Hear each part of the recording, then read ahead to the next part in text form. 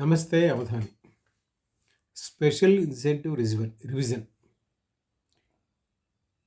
ఓటర్ల జాబితాలో దాని ప్రక్షాళనకు సంబంధించి ఎన్నికల సంఘం చేపట్టిన ఒక ప్రక్రియ. దీని మీద గొడవ జరుగుతూనే ఉంది. బీహార్లో మొదలయ్యి ఇప్పటికే అది కంటిన్యూ అవుతుంది. దాదాపుగా ఇప్పటికి 10 రాష్ట్రాలు, 2 కేంద్రపాలిత ప్రాంతాల్లో దీన్ని పూర్తి చేశారు. సుమారుగా 2.5 కోట్ల ఓటర్ లిస్టులో పేర్లు తొలగించారు. దీని మీద అభ్యంతరాలు వ్యక్తం అవ్వడం, దాన్ని ఇచ్చేయడం, ఇదంతా ఒక ప్రక్రియ నడుస్తుంది. అయితే వెస్ట్ బెంగాల్కి సంబంధించి ఒక వర్గాన్ని టార్గెట్గా చేసుకుని ఎలక్షన్ కమిషన్, కేంద్ర ప్రభుత్వం కుట్ర పన్ని వాళ్ళని తొలగిస్తున్నాయి అంటూ వెస్ట్ బెంగాల్ ముఖ్యమంత్రి, తృణమూల్ కాంగ్రెస్ అధ్యక్షురాలు మమతా బెనర్జీ స్వయంగా సుప్రీంకోర్టులో వాదనలు వినిపించారు.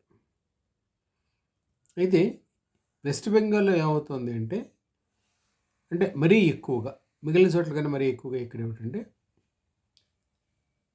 కేంద్ర ఎన్నికల సంఘం కానీ, పశ్చిమ బెంగాల్ ప్రభుత్వం కానీ పరస్పరం ఒకళ్ళు విశ్వసించట్లేదు. అది ఎంతవరకు వచ్చిందంటే ట్రస్ట్ డెఫిసిట్, విశ్వాస లోపం అనేది సుప్రీంకోర్టు ముందు కూడా ప్రత్యక్షమైంది. ఇద్దరూ ఒకరినొకరు నమ్మే పరిస్థితి లేదు. ఈ నేపథ్యంలో సుప్రీంకోర్టు ఏం చేసిందంటే, సరే జ్యుడిషియల్ ఆఫీసర్స్ని దీంట్లో భాగస్వాములు కమ్మని ఆదేశించింది వెస్ట్ బెంగాల్కి సంబంధించి. But again there was an issue.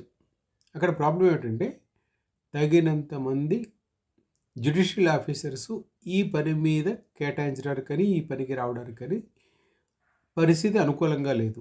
ఎందుకంటే రోజువారీ కేసులు ఉన్నాయి, రోజువారీ ఇబ్బందులు ఉన్నాయి అని కలకత్తా హైకోర్టు ప్రధాన న్యాయమూర్తి సుప్రీంకోర్టుకి తెలియజేసిన సుప్రీంకోర్టు ఏం చేసిందంటే ఇవాళ ఆన్ దిస్ పర్టికులర్ డే ఏం చేసిందంటే ఒరిస్సా, జార్ఖండ్ ఈ 2 రాష్ట్రాలకు సంబంధించిన న్యాయాధికారులని వెస్ట్ బెంగాల్లో ఈ విధుల్లో బాధ్యులుగా నియమించుకోమని ఆదేశాలు ఇచ్చింది. దీని మీద తృణమూల్ కాంగ్రెస్ తరఫు నుంచి న్యాయవాదులు అభ్యంతరాలు వ్యక్తం చేస్తే సుప్రీంకోర్టు ఏం చెప్పిందంటే వెస్ట్ బెంగాల్లోంచి డివైడ్ అయిన పార్ట్లే ఒరిస్సా అండ్ దిస్ వన్, ఇది జార్ఖండ్ కనుక వాటిని ఇచ్చేయడం ఇబ్బంది ఏం లేదు.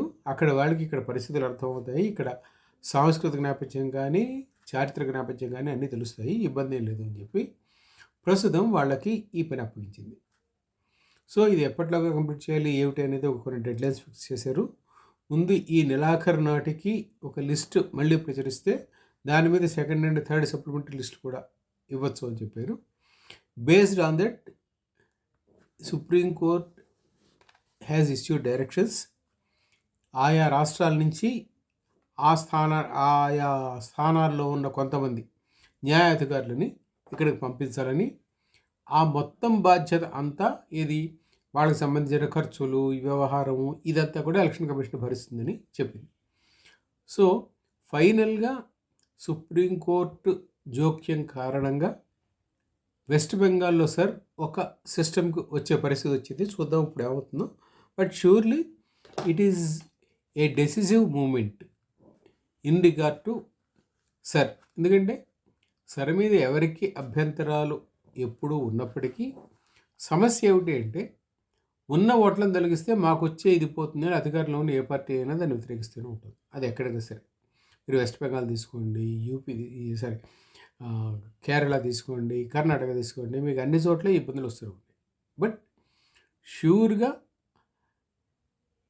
ఎన్నికల జాబితాలో ఉన్న అనవసర పేర్లు అంటే చనిపోయిన వారు కానీ, అక్కడి నుంచి మైగ్రేట్ అయిన వాళ్ళు కానీ, అక్కడ ఉండని వాళ్ళు కానీ వీళ్ళ పేర్లు ఉన్నాయి కదా, వాళ్ళని తొలగించాల్సిన అవసరం ఉంది అనే విషయంలో ఎవరికీ ఎటువంటి సందేహాలు లేవు. So the purpose is to remove unnecessary votes, accounted votes. That's what the purpose is. ఖచ్చితంగా ఇది ప్రయోజనకరంగా ఉంటుందని ఆశిద్దాం. అవధానం.